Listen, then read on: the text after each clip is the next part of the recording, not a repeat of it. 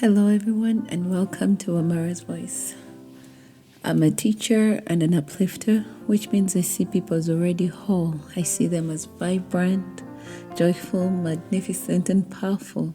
I see the source within them, which leads them to a powerful truth from within. I see them living in alignment with self, having such wonderful beliefs that make them stay in their joyful, natural element. Today, I'm pondering expectations. Now, you are always expecting something. My question is, do you like what you have trained your mind to expect? When you think about your relationships, your body, your finances, or your future, what do you honestly expect? Not what do you say you want, not what do you tell other people you believe. What outcome has your mind quietly learned to anticipate? Because your words may describe what you want, but your feelings often reveal what you expect. Somewhere within you, you know whether you are waiting for things to work out or quietly preparing for them to fall apart. You know whether you expect to be loved or merely hope that you will be. You know whether you expect well-being or live in anticipation of something going wrong. We can offer ourselves all kinds of lip service, but our expectations reveal the beliefs beneath our words. Now, you always get what you expect. Your expectations are yours and yours alone. Yes, your environment may have influenced you. You may have picked up beliefs from your mother, your father, your teachers, and the people around you. But ultimately, it is up to you to decide whether you will continue to expect. Your expectations are a deep and honest reflection of what is happening within you. They reveal what you truly believe, beyond the words you say and beyond what you claim to want. You cannot expect beyond what you believe, and nothing outside your expectations can become part of your experience. When the same kinds of experiences keep occurring in your life, they may indicate that your expectations around that subject have remained the same. Sometimes we can confirm this by saying, I couldn't have expected anything different, and so it is. Positive expectation is when you want something and believe it can be yours. Negative expectation is when you do not want something, yet you still believe that it will be yours. Beliefs are simply thoughts you have practiced about a particular subject. When similar thoughts are practiced repeatedly, they form a belief. And when that belief is projected into the future, it becomes an expectation. Now, I know I have spoken time and again about staying present in the moment, and yet I also understand that many of us have not practiced living this way. We continually look toward the future because we can. One of the remarkable abilities of the human mind is that we can revisit the past and imagine what has not yet happened. Little children live almost entirely in the present moment. But as they grow and begin forming beliefs, they also learn to anticipate what might happen next. And so, expectations become part of our daily lives. This ability can work against us, or we can deliberately use it in our favor. When you repeatedly think a certain way about something, you eventually come to expect it. So what are your desires, and what do you expect in relation to those desires? When you have identified what you truly want, begin holding it as true for you. Do not allow what may be happening in your present circumstances determine what you believe is possible for your future. Whatever the present experience may be, wanted or unwanted, you can use it to work for you. A positive experience can strengthen your expectations. A negative experience can clarify what you desire and give you an opportunity to choose a new expectation. When something manifests in our reality, it can become much easier to expect it again. Even witnessing certain experiences in the lives of people around us can begin to shape what we believe will happen in our own lives. If your former partner cheated on you, you may begin expecting betrayal in every relationship. If a friend broke your trust, you may carry that expectation into every new friendship, or even begin expecting the worst from people in general. What began as one painful experience has now become a practiced expectation. If you do not like the reality you're currently experiencing, begin changing your expectations. And to change them, change the thoughts you repeatedly practice about that subject. But how do you know when you are carrying an unwanted expectation? Pay attention to how you feel when you think about the subject. If even a slight thought about love, friendship, money, health, or your future produces fear, dread, resentment, or hopelessness, your emotions may be revealing what you have come to expect. So pay attention to your emotions. They're always telling you something. They help you recognize the expectations operating within you, even when your words are saying something entirely different.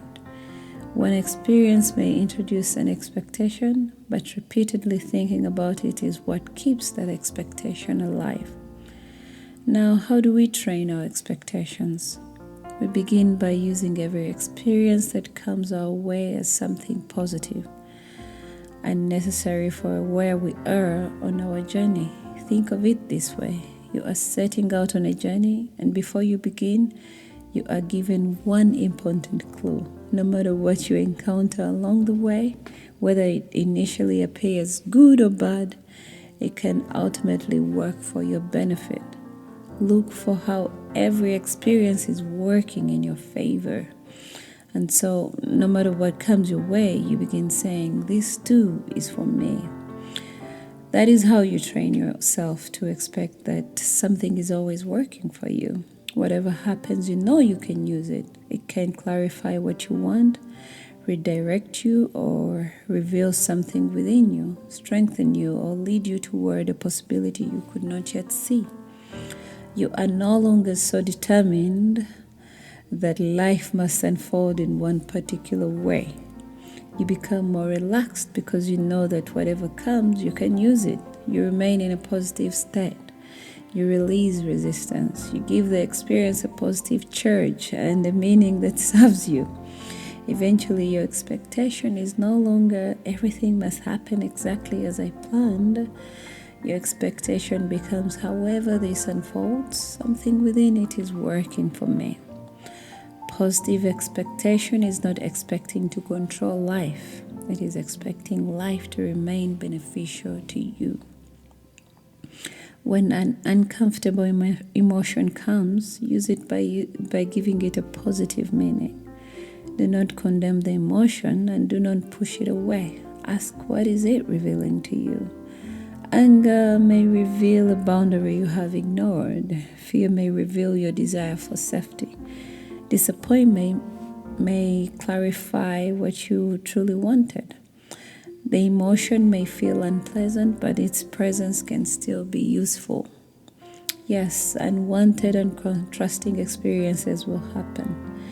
But now, instead of deciding that they have come to defeat you, you decide that you can use them for your own good. Put positive expectations upon where you are right now. Begin perceiving every experience as something that can serve you, and you will begin expecting positively. Your mind will start finding the benefit in this and the value in that. At the end of the day, your experiences may arrive without your permission, but the meaning you continue giving them belongs to you. We can train our expectations in much the same way that we train any belief, gently, deliberately, and repeatedly. An expectation is usually thought we have practiced, like I've said, until it becomes to feel like the most natural outcome. So we do not change our expectations merely by saying grand words. We change them by practicing thoughts, meanings, and responses that support the lives we desire. And let me make one important distinction. Great expectations do not mean expecting every person or circumstance to obey you. They mean expecting life to continue offering possibilities. They mean expecting ourselves to be guided and capable, and expecting that even contrasts can eventually lead us somewhere valuable. So how do we begin? First, tell yourself the truth about what you currently expect. Before you can change an expectation, you must be willing to notice it without judging yourself. Ask, when I think about this situation, what do I honestly expect to happen?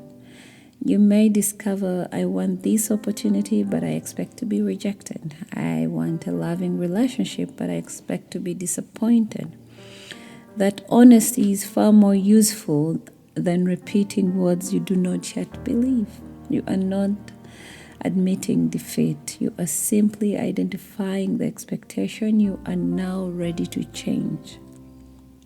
Second, stop rehearsing unwanted outcomes. Many people repeatedly imagine what could go wrong and call it preparation. Preparation can be useful, but the continual mental rehearsal of unwanted experiences teaches the mind what to anticipate. When you notice yourself creating an unwanted sin, pause and ask, is this the expectation I want to keep practicing? If it is not, gently turn your thoughts toward a more satisfying possibility. Ask yourself, how would I like this to unfold? What else can happen here? What would I think about this if I expected something good? Third, give your present experience a positive meaning, like I said. Whatever is happening now, begin looking for a meaning that works in your favor. This does not mean pretending that something painful did not hurt. It does not mean calling another person's harmful behavior good. It means deciding that the experience can still be used for your good. Perhaps it clarified what you want. Perhaps it revealed the belief you are ready to change. Perhaps it showed you a boundary was needed. Perhaps it redirected you, strengthened your self-trust, or opened a possibility you could not previously see. Ask, how can this experience serve me? What is it showing me? What desire has become clearer because of it? Then begin saying, this too is for me. I may not yet see how, but I expect to find something valuable here. Fourth, choose expectations you can genuinely believe. If saying everything always works perfectly for me feels false, begin with a gentler thought. Something useful can come from this. I may be more supported than I realize. I do not know exactly how this will unfold, but I'm willing to expect movement. The outcome could surprise me. There may be another possibility I have not considered. A believable thought practiced consistently is more powerful than an extravagant affirmation that you silently argue with. Begin where you are and gently train your thoughts in the direction you want to go. Fifth, collect evidence of things going well. At the end of the day, recall 3 things that worked in your favor. They do not have to be enormous. Someone was kind to you. You arrived safely. Your body supported you. You found something you needed. A solution came to you. You handled something better than you once would have. This begins teaching your consciousness. Good things happen here too. As you continue collecting this evidence, well-being no longer feels like a rare exception. It begins to feel natural, familiar, and expected.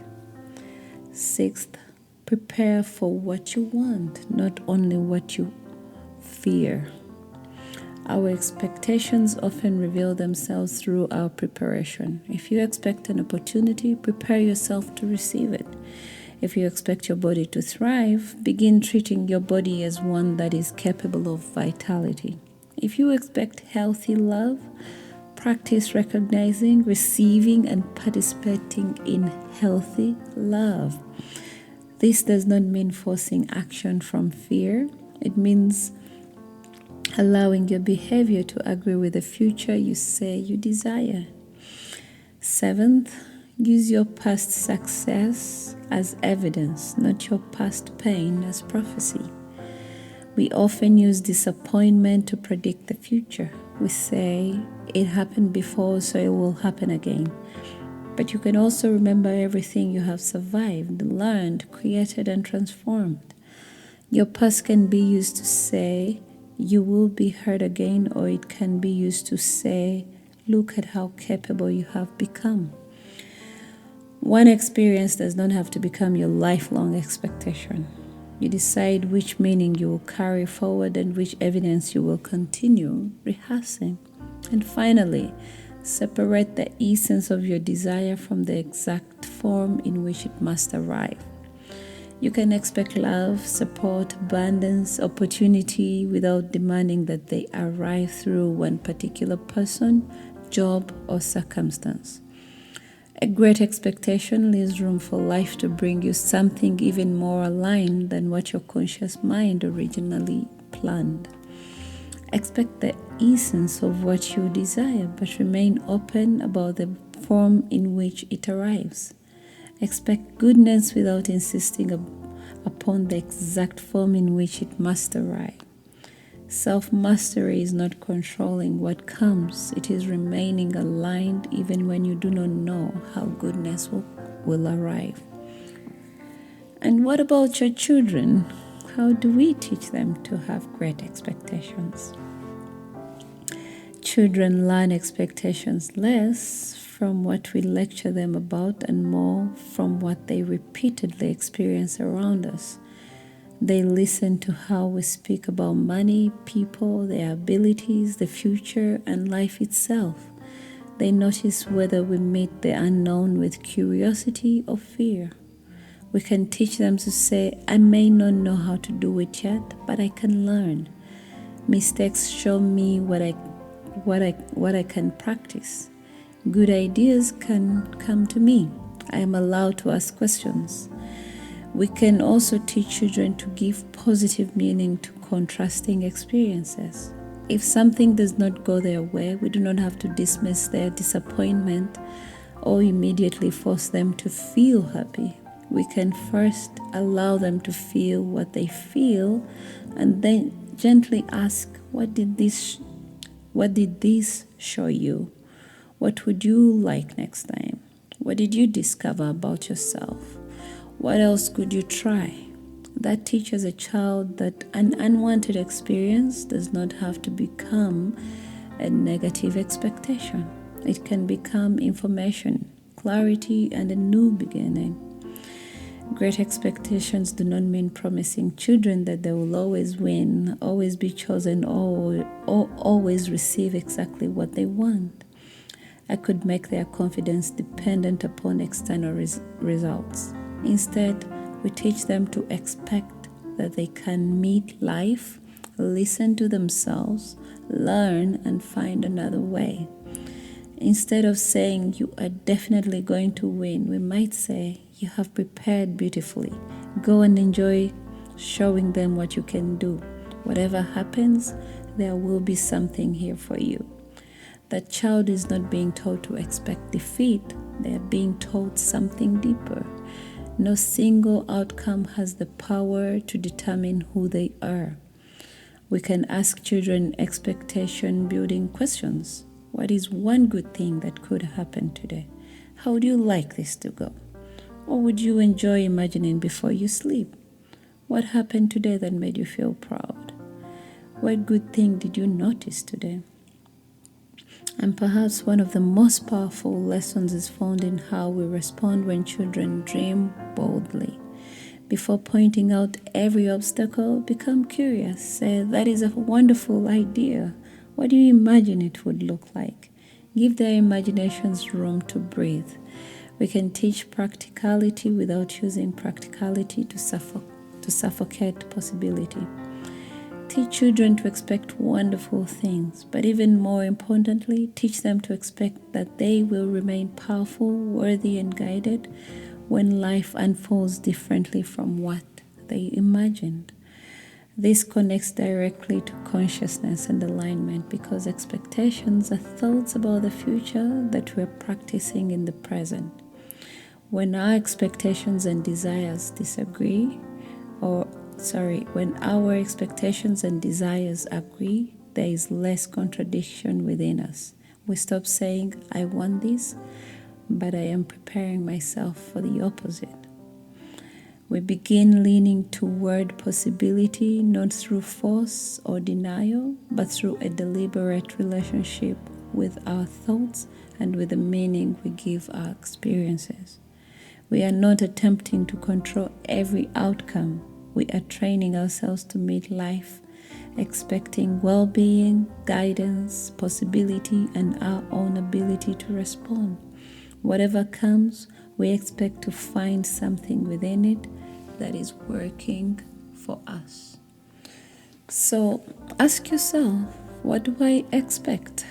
When I wake up in the morning, what are my expectations? What thoughts have I practiced so often that they now come easily to me?